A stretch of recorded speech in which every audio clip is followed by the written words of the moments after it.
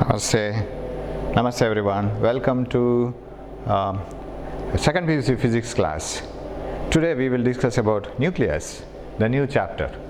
Already we have seen how the nucleus is made up of, right? Namaste. Welcome back to the classes. Till this we were discussing about some few first PU and second PU entrance exam classes. Please take them very seriously so that it becomes very easy when you go for the classes next time. So it will be just energy booster for you, so that you can start and you can run away fast in both the fields, that is as well as the theory and entrance exam. So we have studied so many things about nucleus. Rutherford's model and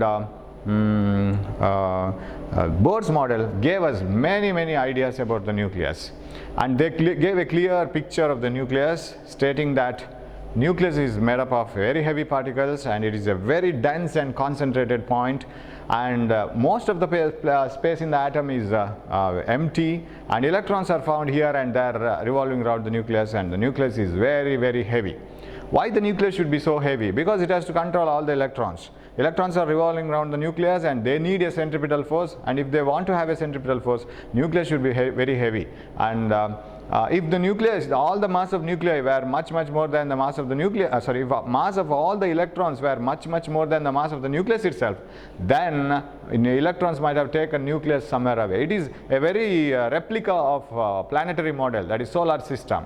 So based on the solar system, this idea was developed. In solar system, sun is very heavy, and all the planets are totally together. They don't weigh as much as sun. Suppose you just imagine it like this: put sun in one pan of the weighing balance, and all the triple planets, asteroids and everything in another pan of the weighing balance. Then you will surprisingly find that sun weighs much more than 90% of the mass of the solar system will be consumed by sun. More than 90%. That is because he has to control all the planets, and the centripetal force has to be given, and the whole system should be steady. Now the thing is, for example, if you observe some sports persons, hammer throw sports persons, there will be a spear, like a shot put spear, and it will be having a chain, and they will be just rotating that hammer using that chain and then throwing it away. How they look like? They are well built. They are not similar to the 100-meter runners like Usain Bolt. So he will be lean and very energetic. But these persons are very heavy, well built and energetic, because their mass should be much greater than the mass of that spear or the hammer, right? Now suppose their mass is much more and the mass of the spear is much less. What happens is, when they rotate it, and as their mass is more, they can transfer more momentum to the spear, and spear goes away. Suppose their mass is less and the mass of the sphere is more. Using all the energy, if they turn the sphere in one round, then the second round they will be turning around the sphere finally, because the momentum will not be enough to carry it away. So you must be well built. Gun is heavier and bullet is lighter, right? As the gun is more and more heavier, the recoil velocity of the gun will be less and less, and gun will be steady. If gun is as much lighter as bullet, what will happen? When the bullet moves forward with such a certain momentum, with the same momentum, the gun will move backwards. So that will hit two persons at a time, right? So gun is always made heavier. Similarly, sun should be heavier in order to make a steady solar system. Nucleus should be much heavier in order to make a steady atomic model. So nucleus, now if nucleus is so much heavy, from what it is made up of? It contains two main particles called neutrons and protons, and we call them as nucleons, right? The constituents of the nucleus are called nucleon.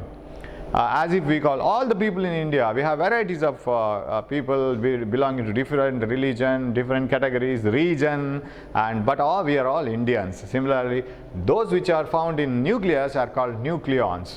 Now nucleus is made up of different particles, and it may be neutral neutrons and there will be positive protons. So protons and neutrons together are called nucleons.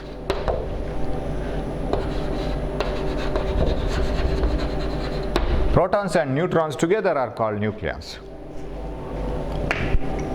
Right. They are heavy and heavy. They are much heavier. So since nucleus is made up of heavy particles, automatically nucleus is much heavier, and the mass of one proton and one neutron up to some decimal point I will write, not completely. So mass of a proton almost equal to mass of a neutron is equal to 1.667 into 10 to the power minus 27 kg. Whereas mass of one electron is 9.1 into 10 to the power minus 31 kg. Just compare this, 10,000 times lighter. If you multiply this by 10,000, that is 10 to the power 4, then you will find that this, you will get, if you multiply this by 10 to the power 4, you will get this one, correct? So proton and neutron are 10,000 times heavier than electron. And when they are forming the nucleus, automatically nucleus should be very, very heavy. And why it is positively charged? Because of the presence of protons. Protons are basically, they are having positive charge, positive kind of charge. Neutrons are electrically neutral, they don't have any charge. So the positive charge of the nucleus is contributed by the protons. You know that charge of one proton is 1.6 into 602 into 10 to the power minus 19 coulomb. This is the charge of one electron. If the charge of one electron is this much, then how many protons are there? You have to, if you want to find out the total charge of the nucleus, you need not worry about neutrons. Take only protons. How many protons are there in the nucleus? Multiplied by the charge of each proton, you will get the charge of the nucleus. For example, if there are 4 protons inside the nucleus, one nucleus I am talking, 4 into 1.602 into 10 to the minus 19 coulombs give the total charge of the nucleus. So charge of the nucleus is positive. It is because of the charge of the protons. It is not because of the contribution of neutrons. Neutrons contribute to mass, but neutrons don't contribute to charge. Protons contribute to the mass of the nucleus as well as the charge of the nucleus. So all these things were studied because what are all the nuclear phenomena that we are studying, observed nowadays, or observed in a few years earlier. They were all studied by studying the characteristics of the nucleus. For example, some heavy nuclei break. They break and they emit energy and they form into smaller nuclei. Why this happens in nature? And also smaller nuclei, they combine together to form heavier nucleus. What is the problem with this? Some heavier nuclei disintegrate and they emit some harmful radiations, and that this can start, or this may start at any moment in the nature. Why it happens so? Why all the elements are not radioactive? Well, aluminum is not radioactive, but uranium is radioactive. What is the difference between the nuclei of aluminum and radium? But aluminum can be converted into a radioactive material. As such, aluminum itself is not radioactive, but it can be converted. So why all these differences? Those were all studied by studying the nucleus itself. Okay, so we will go to the characteristics of the nucleus one by one. Every nucleus is characterized by 2 numbers. Atomic number and mass number. So we give 2 numbers to the nucleus, atomic number and mass number. This gives the idea of the nucleus. For example, if you have a card, then in the card it will be mentioned how many people are there in the house, what is your address, and how many are male and how many are female, and how many are working, non-working, how many are going to school. So every data that gives a clear idea of the house. Similarly, here every element, say X, is characterized by 2 numbers, and they are atomic number and mass number. Atomic number is Z and mass number is A. Now what do they indicate?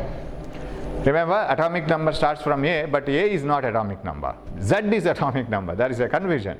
But A is mass number. So what do you mean by atomic number? They are all just numbers.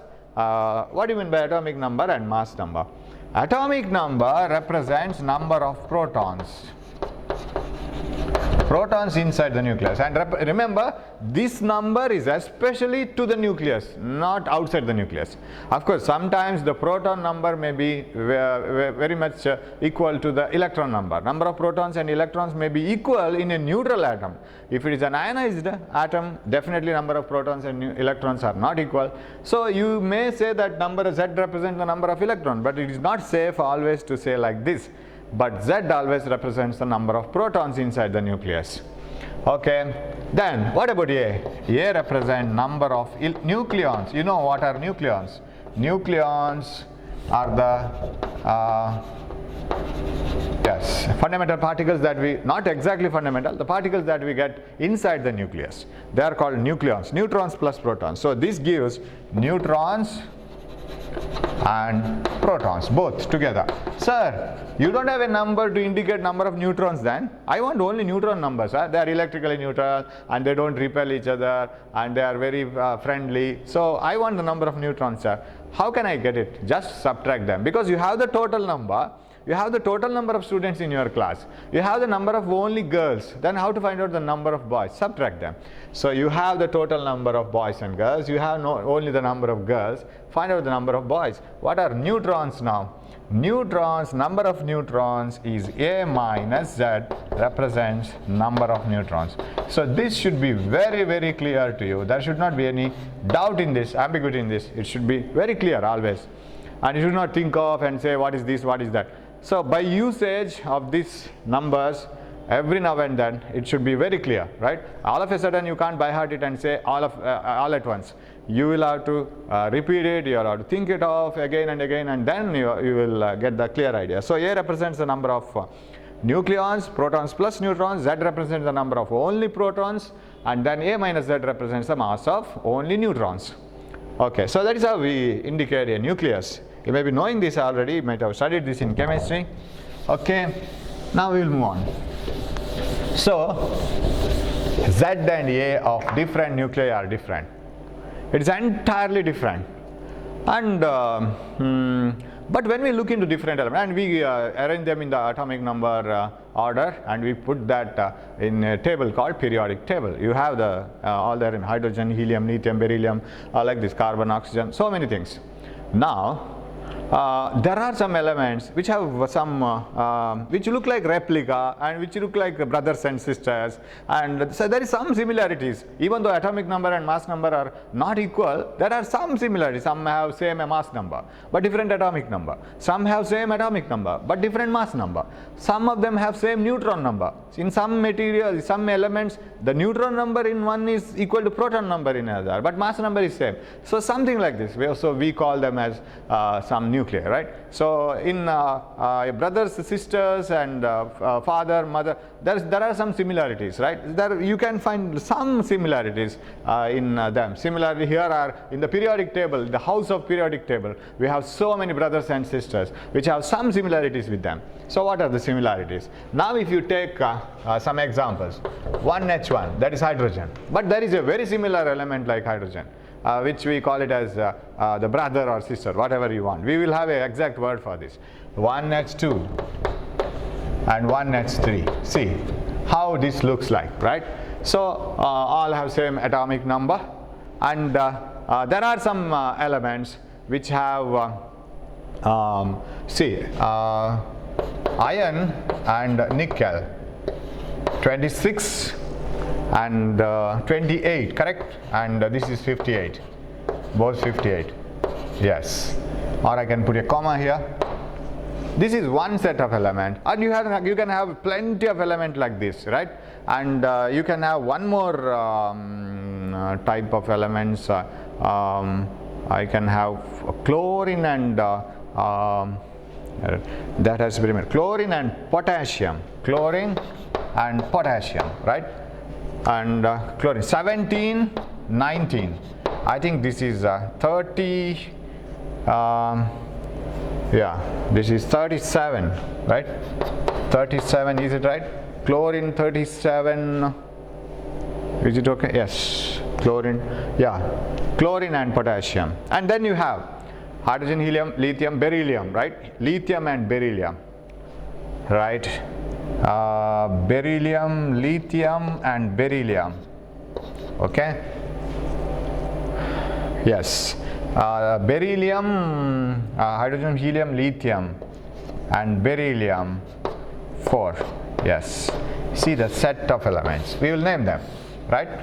Finally, I am somehow successful in putting all them together, right? So here we have two isotopes of hydrogen. We call it as isotopes. What are isotopes? The elements having same atomic number and different atomic mass, right? So what are isotopes? Same Z. but different A. Can you see that? 1H1, 1H2, 1H3, right? Mass number is different, but atomic number is same. So how do you call this as? This is called deuterium, right? I'm talking about deuteron nucleus, right? Deuterium atom and deuteron nucleus. This is deuterium and tritium. Tritium, yeah, nuclei. Deuterium nuclei and tritium nuclei. They are the isotopes of hydrogen, right? Because they have the same atomic number, different atomic mass number. What about this? If you observe here, you will find that you have same mass number but different atomic number. What do you call them? Isobars.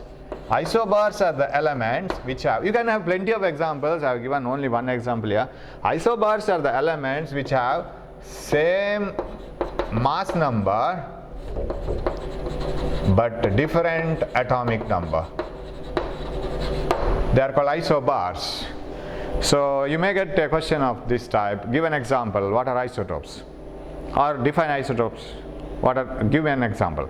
Materials having the same atomic number, different mass number are called isotopes. And elements having same mass number but different atomic number, 26, 28, yes, it's correct, yes, are called isobars. Now here you see, this is another special type of element here. Can you see here? Same mass number, chlorine and potassium, right? Same number of neutrons, correct? Both atomic number and mass number are different, isn't it? But they have the same number of neutrons. Because how do you calculate neutrons? Neutrons plus protons, this number, neutrons plus protons, only protons, so subtract. So what is the number of neutrons? So A minus Z same, that is number of neutrons same. So they are called isotones. So what are isotones? Elements having same number of neutrons, A minus Z, they are called isotones. Example, chlorine and potassium. I remember it as clock. Okay, so chlorine and potassium, they have the same number of neutrons. They are called isotones. And here you have a set of elements called a pair of elements called mirror nuclei. What do you mean by mirror nuclei? Mirror nuclei must have same mass number, right? But proton and neutron number interchanged. But proton and neutron number interchanged.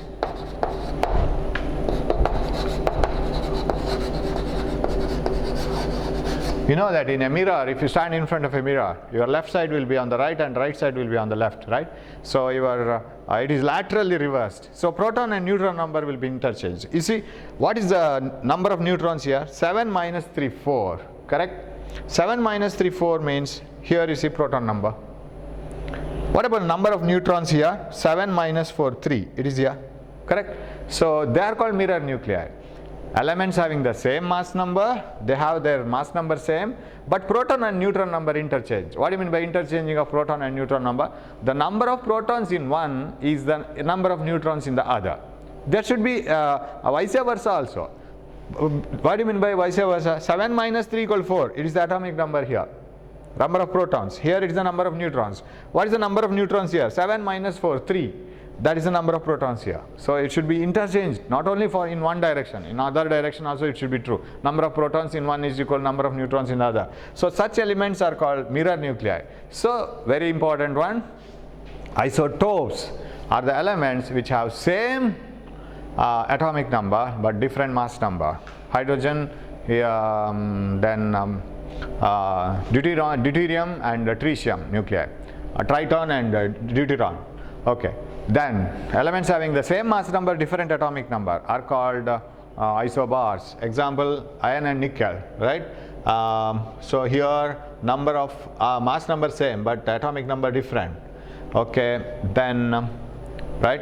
Yes, I have written properly. Sometimes I say something and write something else. So, and chlorine and potassium, they are called isotones. That is, number of neutrons are same, 37 minus 19 and 37 minus, oh no, here somewhere I have got, number of neutrons is same. So this is 17, 19, this should be 39. Somewhere I have gone wrong, right? This should be 39, correct? So this should be 39, yes.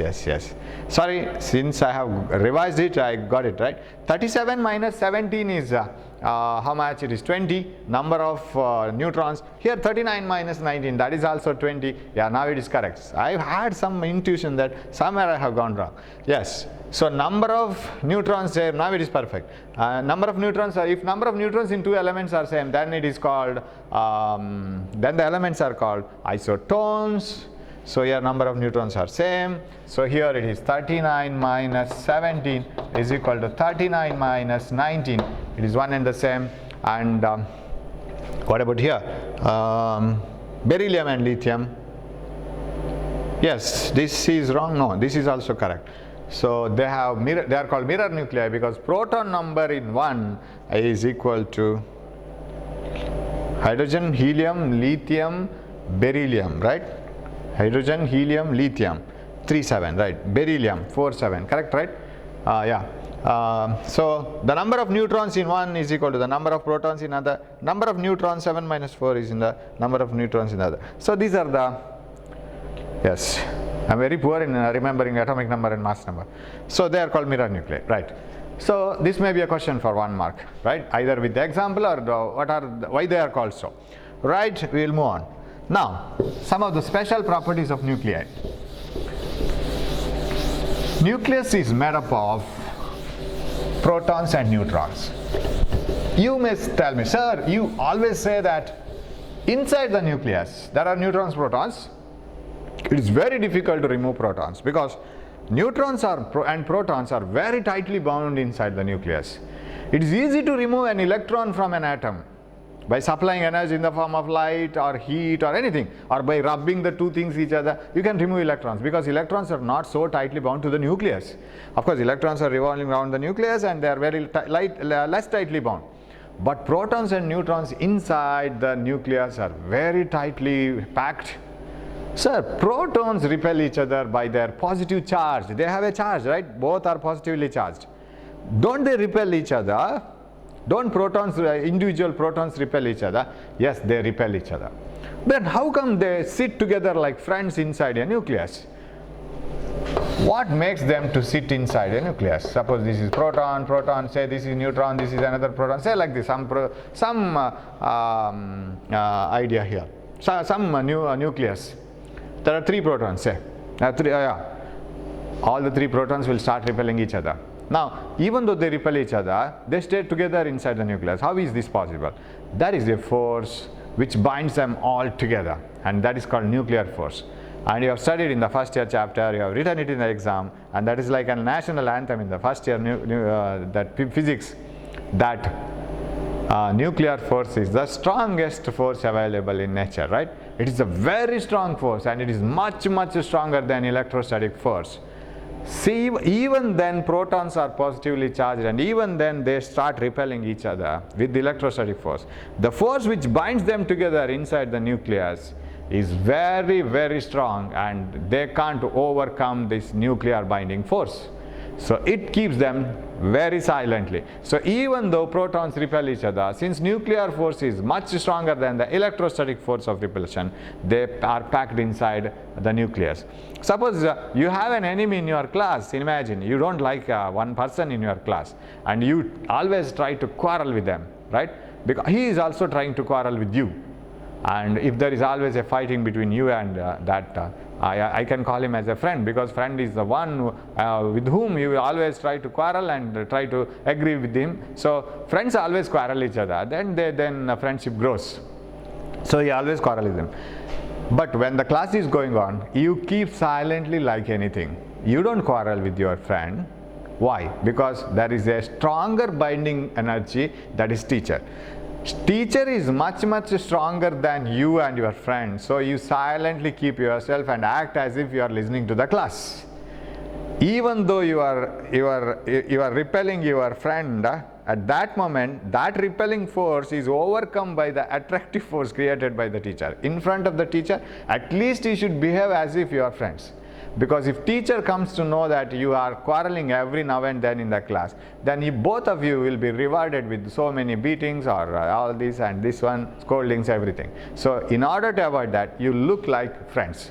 Nuclear force is the strongest force available in nature, and that is available only within the nucleus, and that binds all the nucleons. Nuclear force, if two protons say, I am proton and he is proton, we don't sit together because that electrostatic force repels us.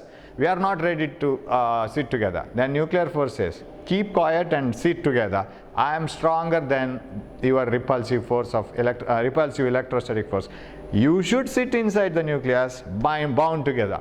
So nuclear force is the strongest force. So nuclear force says, you are proton, right? What about you? Sir, we are two neutrons. Okay. What about you two? I am one neutron and another proton. Whether you are a neutron sitting together, proton together, proton neutron together, whatever you may be, nuclear force binds everything. Right? Whether you are very close friends in the class, whether you are enemies in the class, or whether you don't know another person who is sitting in the class, whatever you are in the single class and you are in that batch and you are the students of that batch. You must sit together in the class. That is what the teacher says. Teacher's force is much stronger. So nuclear force binds them together. So it is much greater than electrostatic force of repulsion or attraction, whatever it is. Here there is repulsion because only protons are found and all of them have positive charge. Whatever it is, electrostatic force of repulsion is much weaker, nuclear force is always stronger, so it is attractive and it binds all the nucleons together. And that force which binds or which keeps all the nucleons together inside the nucleus is called nuclear force. Nuclear force is the strongest force in the nature. Characteristics, if you are, see, this is another sweet question in second view, as if you had in first view, what are the strongest and weakest forces, just put them in order. It's a usual question, but here it is the usual question. And what are the nuclear forces, what are the characteristics of nuclear force? One, it is the strongest force available in nature, and it is always attractive. What do you mean by it is always attractive? It is always binding the particles together, and it is charge independent. You see, just to see 2 words or 3 words. Nuclear force is always charge independent. What do you mean by charge independent? Nuclear force is charge independent force. What do you mean by charge independent force? Very simple. It doesn't care whether the two particles are having the charge, whether one is having charge, another is neutral, whether both are neutral, whether you are neutron, whether you are proton, whether you are proton, neutron. I don't care. You have to sit with binding force. That's all. Nuclear force. Because it is such a strong force, right? So nuclear force is charge independent. Whether it is a neutral particle, whether it is a charged particle, whatever it is, nuclear force binds everything. That is how do you say within a very short and sweet sentence, nuclear force is charge independent. Finished. It doesn't depend on the charge. Okay, because according to the charge it doesn't vary. That's what we say, right? For example, electrostatic force is not charge independent. It is charge dependent. And positive charges repel and positive and negative charges attract, and if the charge values are more, repulsion is more, it varies, right? This doesn't vary. All the nucleons will have the same type of nuclear force. So nuclear force is the strongest force, nuclear force is the attractive force, and it is charge independent force, and nuclear force is saturated force. What do you mean by saturated force? One nucleon, for example, you have a proton and you have some neutrons and protons in the neighborhood. One nucleon can bind or it can attract with nuclear force only its neighboring nucleons. It doesn't attract a nucleon which is far away. It is not needed, right? It is like taking a plastic ball and pasting other balls around it like this. Small balls are pasted around a small plastic ball like this. You take table tennis ball and keep on pasting it in 3 dimensions all the ways, right? You will have to put a Fevicol gum to the central table tennis ball and keep on pasting the other balls. Okay, once it is over, next if you want to have one more layer of table tennis balls, what you have to do, you have to put gum to these balls, right? Gum them and then put the other balls. Why? You need not worry about the central ball now, right? You have to put the gum to the outer balls. So nuclear force is a saturated force, means one nucleon will attract only the neighboring nucleon. It need not worry about a nucleon which is far away, right? Yeah, so nuclear force is a saturated force, and one nucleon can attract only a fixed number of neutrons or protons in the neighborhood. It doesn't attract all the nucleons which are in the nucleus. So it need not worry about one neutron or one proton inside the nucleus need not worry about all the nucleons inside the nucleus. Okay, then it is a short range force. Nuclear force is short range force. What do you mean by nuclear force is short range force? It exists only within the nucleus. Once you come in, sir, suppose if I have a proton outside the nucleus, or we have an electron outside the nucleus, right? Can electron experience nuclear force from a neutron or proton inside the nucleus? No. An electron outside the nucleus cannot experience any. So if an electron is revolving around, it should be at the center, right? An electron cannot experience any nuclear force from the protons and neutrons inside the nucleus, because nuclear force is only existing within the nucleus. It is very short range, within the nucleus only. You know the size of the nucleus, 10 to the power minus 15 meters. So it can exist only within 10 to the power minus 15 meter. That is the only distance up to which it can be very strong. And away from that, and it is not at all existing. So electrons outside the nucleus are safe. They don't experience any nuclear force. Otherwise they would have been hitting the nucleus like anything. But they experience an attractive force. Why? Because of the positive charge of the nucleus of all the protons. So there is an electrostatic force of attraction between positively charged nucleus and negatively charged electron. That is different. That is not nuclear force. So nuclear force, thank God that it is only short range force. It exists only within the nucleus, right? You have your own nation, and where you are very strong, and outside you don't know anything, right? So it is a short range force, and it exists only within a certain range. And see, whereas gravitational force, it is weakest force, but it is a long range force, right? Gravitational force can exist between two galaxies, a star and another star, so many light years of distance.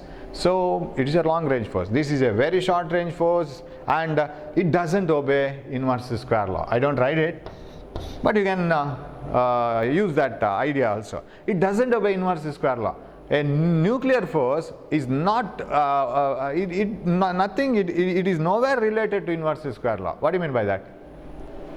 Electrostatic force, gravitational force, they obey inverse square law. The meaning is, gravitational force between two masses decreases inversely as the square of the distance.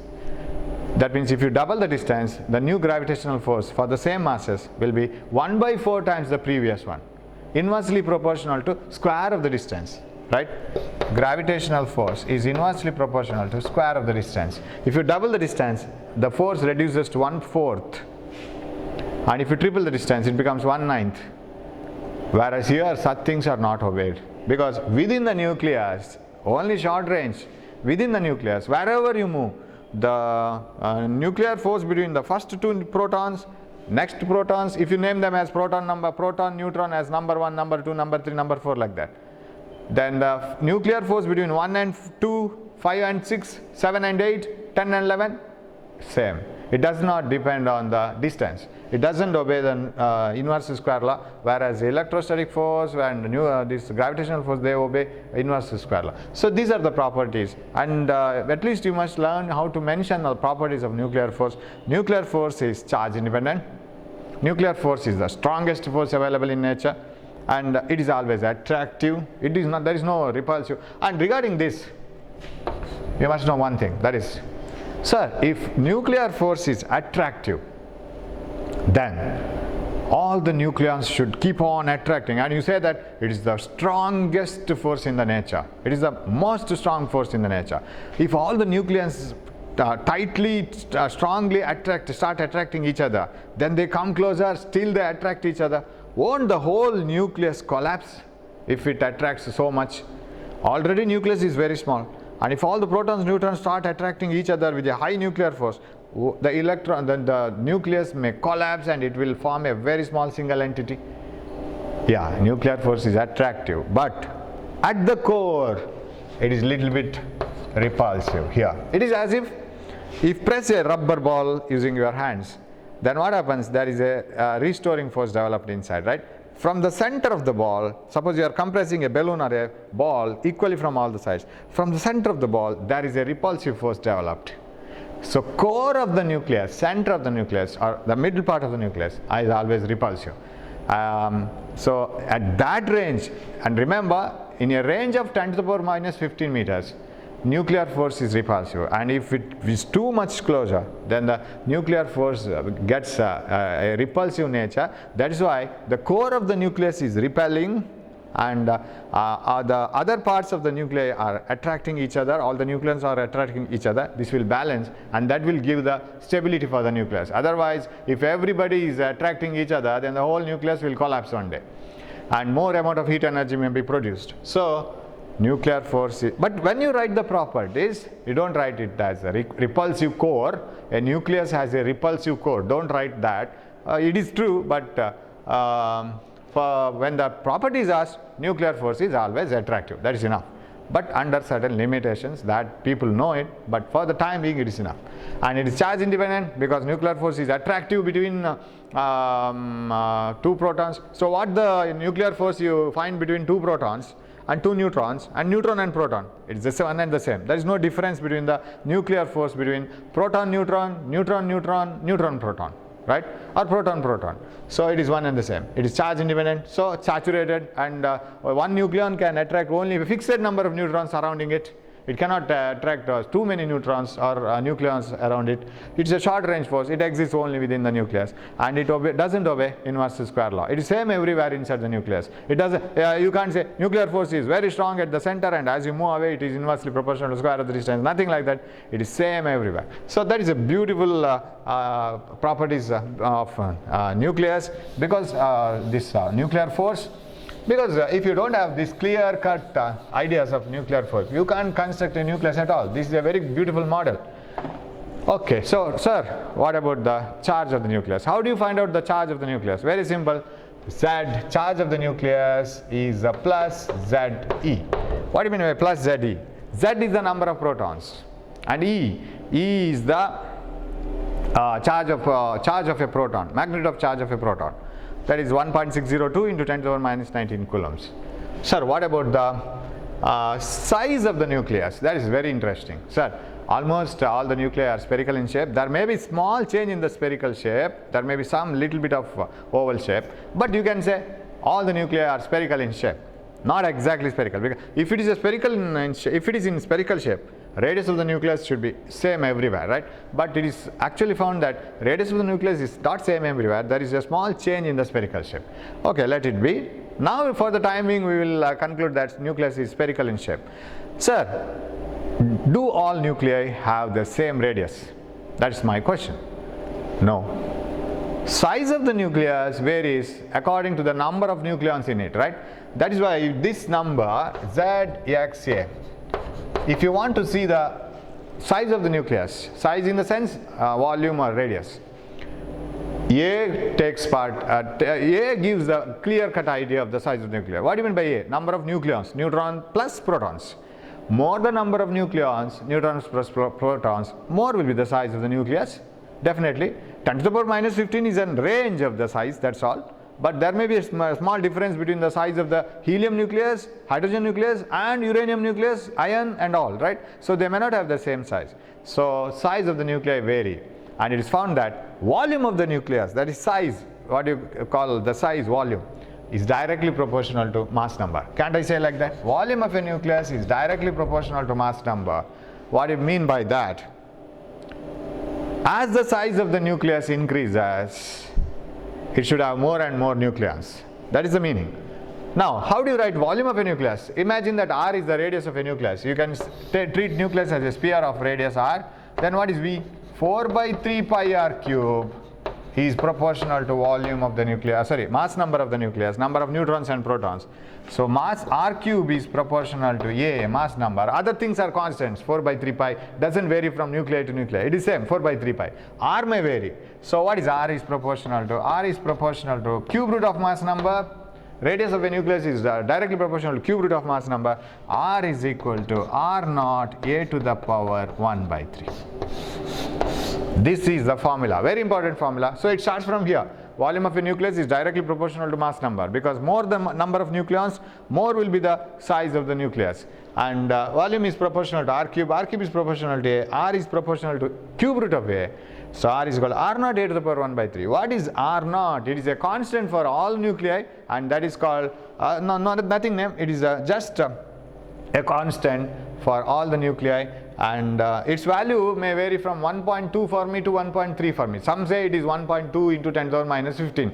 Some say R naught is 1.3 into 10 to the power minus 15. That change in the value is because all the nuclei are not exactly in spherical shape. Radius may change at some places. So it is almost 1.2 we will take. 1.2 into 10 to the power minus 15, that is R naught, right? R naught is 1.2 into 10 to the power minus 15 meter, because if you want radius to be in meter, this is only mass number, it has no unit, right? So if it has to be same, then R naught should take the value of, take the dimension of length.